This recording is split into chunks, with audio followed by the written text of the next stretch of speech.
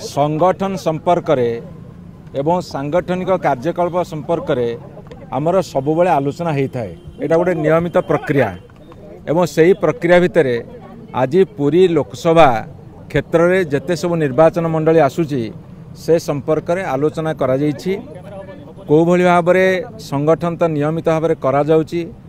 जेहेतु model code of conduct आसी जाइछि, निर्वाचन तारीख घोषणा होइछि। आमे केमिति सबु निर्वाचन मंडली रे बिजु जनता दल शक्ति को आहुरी बढ़ेबू, जनसाधारण पाखु नियमित जाउथिया अवस्था रे आहुरी ताकु त्वरान्वित करिवु एवं सांगठनिक प्रक्रिया को बढ़ेबा पई आजिर कार्यक्रम थिला एवं से संपर्क आलोचना होइछि।